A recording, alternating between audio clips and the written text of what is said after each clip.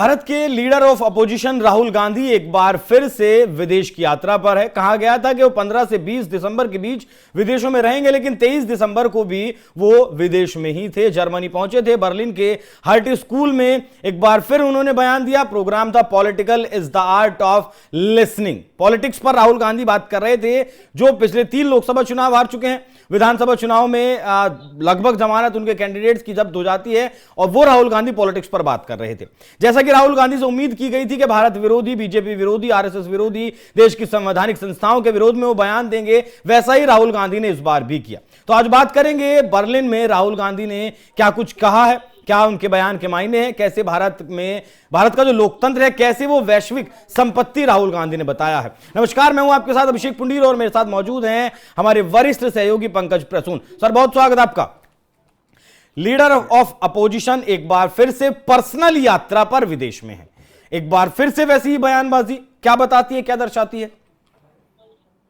मुझे लगता है राहुल गांधी का बयान अंग्रेजी में है, लेकिन उसमें थोड़ा सा अगर सुना दे वो पोर्शन खास करके, जिसमें वो कहते हैं कि एक विजन की लड़ाई है और विजन, ये दोनों विजन का टकराव होगा। सड़कों पर लोग एक दूसरे से भिड़ेंगे और हम लड़ेंगे, ये उन्होंने कहा है, अंग्रेजी में दिया है उन्होंने।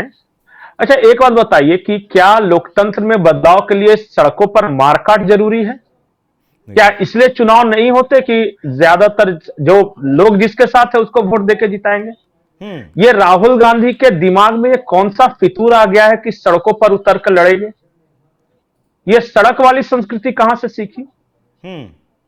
क्योंकि ये कह रहे, ठीक है, विजन की लड़ाई है, विचारधारा की लड़ाई है, यहां तक मैं सहमत हूं कि एक विचारधारा कुछ और है, इनकी विचारधारा कुछ और है, और विचारधाराओं का जंग है, लोकतंत्र यही है भी। लेकिन सड़कों पर क्यों लड़ाई होगी भाई? और सड़कों पर लड़ाई क्यों होगी? जिस देश में लोकतंत्र है, चुनाव होते हैं, वहां सड़कों पर ये किससे भिड़ना चाहते हैं और ये किससे लड़ना चाहते हैं? क्या राहुल गांधी ये इशारा कर रहे हैं कि यहां गृह युद्ध जैसी स्थिति होगी, लोग एक दूसरे को मारेंगे, पीटेंगे, भिड़ेंगे? और क्या देश के नेता प्रतिपक्ष को यह बयान शोभा देता है, खास करके विदेशी धरती पर बैठ के, कि भारत में गृह युद्ध जैसी स्थिति होगी? वो तो देश में भी बोल चुके हैं। जब नेपाल में हुआ तो उन्होंने सोशल मीडिया, ट्विटर पर लिखा था कि जेनजी मैं तुम्हारे साथ हूं, उतर जाओ सड़कों पर। जेनजी उतरा है भाई, राहुल गांधी के कहने पे उतरा है। केरल में उतरा है, अरुणाचल में उतरा है, महाराष्ट्र के नगर निकाय चुनाव है, और सड़कों पे नहीं उतरा है, पोलिंग बूथ पे उतरा है और फैसला सुनाया है अपना। मुझे ऐसा लगता है, और ये बड़ी बात मैं बड़ी जिम्मेदारी से कह रहा हूं, कि राहुल गांधी किसी भी परिस्थिति में इस देश में अराजकता चाहते हैं, नेपाल की तरह, बांग्लादेश की तरह, श्रीलंका की तरह। जब वहां के पार्लियामेंट में घुस गए थे या राष्ट्रपति भवन में घुस गए थे, वो ये दृश्य भारत में देखने को लालायित हैं और इसलिए बार बार एक ही डायरेक्शन में बात करते हैं, और भारत की जनता ये होने नहीं दे रही। राहुल गांधी ने पहली बार कोशिश की जब उन्होंने सीए एनआरसी के नाम पे दिल्ली को हाईजैक करने की कोशिश की, खुला समर्थन दिया।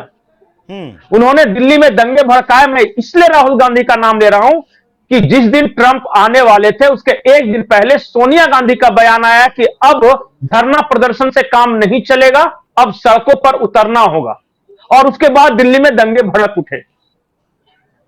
इन्होंने फिर दूसरा प्रयोग किया जब उन्होंने सिखों को हिंदुओं के खिलाफ खड़ा करने की कोशिश की, कृषि कानूनों के माफ कीजिएगा, कृषि कानूनों की आड़ में।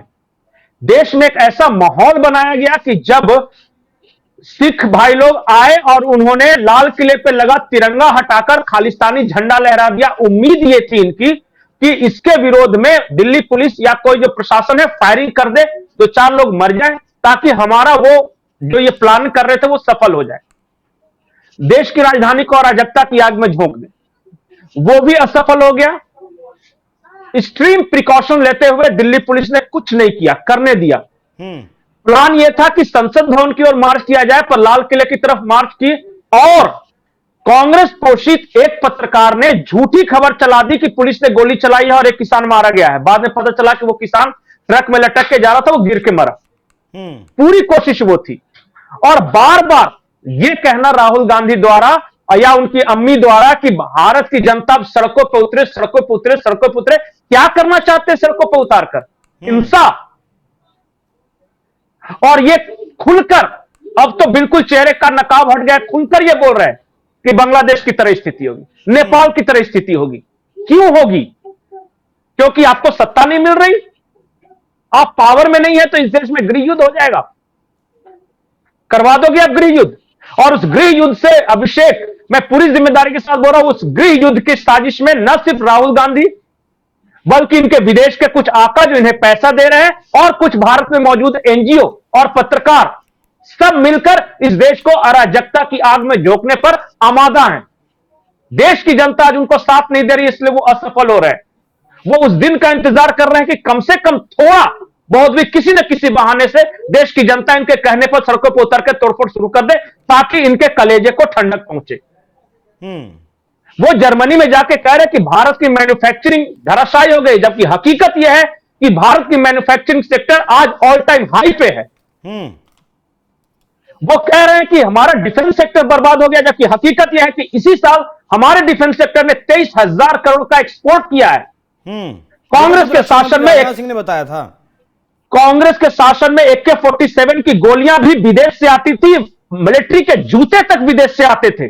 क्या हमारे देश में इतना भी टैलेंट नहीं था कि आर्मी के लिए जूते बना सके?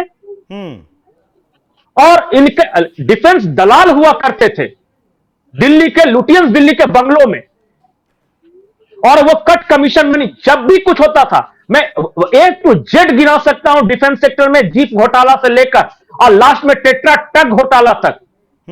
इन्होंने क्या किया? यही कमीशन का चक्कर। आज कमीशन बंद हो गया तो कह रहे हैं कि मैं अराजकता फैला दूंगा, आग लगा दूंगा देश में।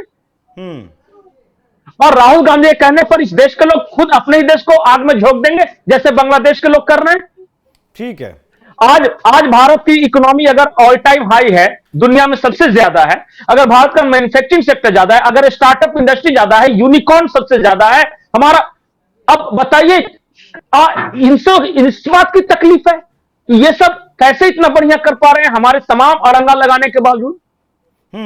राहुल गांधी का एक एक स्टेप देखिए, वो इस देश के लोगों को यह बताना चाहते हैं कि तुम्हारा चुनाव आयोग चोर है, वो इस देश के लोग को यह बताना चाहते हैं तुम्हारी कोर्ट कचहरी चोर है, तुम्हारी अदालतें ठीक काम नहीं कर रही, तुम्हारी जांच एजेंसियां खराब है, तुम्हारी सेना पर तक सवाल उठा दिया कि तुम्हारी इंडियन आर्मी से प्रूफ मांग रहे थे कि कहां स्ट्राइक किया, और जब ऑपरेशन सिंदूर हुआ तो ये कह रहे थे कि कितने राफेल गिरे, ये बताओ।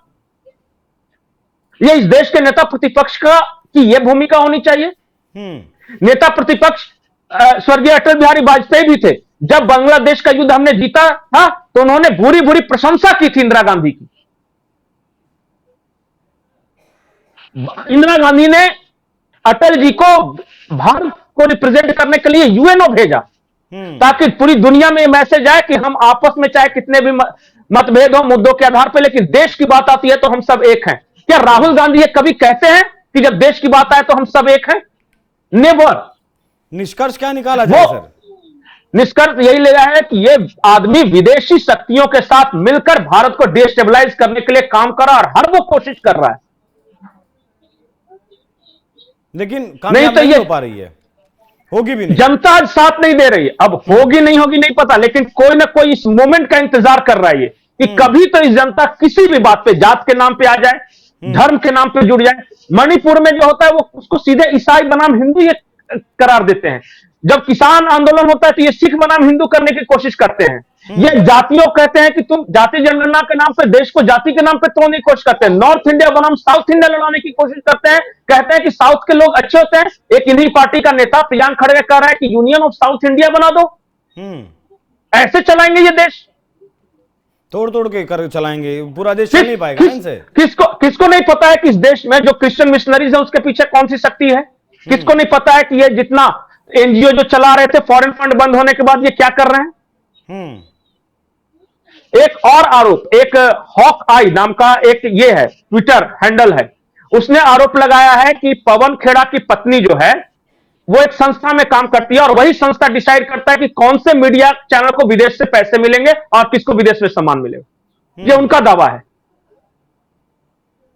अब बताइए ये सारी बातें आ रही है सामने कि नहीं? ठीक है, बिल्कुल, देश विरोधी ताकतों के साथ। बाकी एक थोड़ा सा डेटा भी मैं निकाल कर लाया था सर, ये मैन्युफैक्चरिंग वाला, जो राहुल गांधी ने कहा है कि हम पिछड़ते जा रहे हैं। 2004 से 2014 तक भारत ने 2264 बिलियन डॉलर का सामान एक्सपोर्ट किया, और अब पिछले 10 साल में 4372 बिलियन डॉलर का सामान हमने विदेशों में बेचा, लगभग 2 गुने से ज्यादा, औसत में भी 2 गुने से ज्यादा हम फिलहाल निर्यात लगातार करें। नई इंडस्ट्री लगाने की बात अगर करें तो 4 से 14 के बीच 6,27,000 नई इंडस्ट्री लगी, और यहां पर मतलब 3 गुना ज्यादा, पिछले 11 साल में 3 गुना ज्यादा इंडस्ट्री नई लगी हैं। तो किस तरीके से राहुल गांधी पता नहीं कहां से डेटा लेकर आते, कौन से आंकड़ों पर राहुल गांधी बात करते हैं।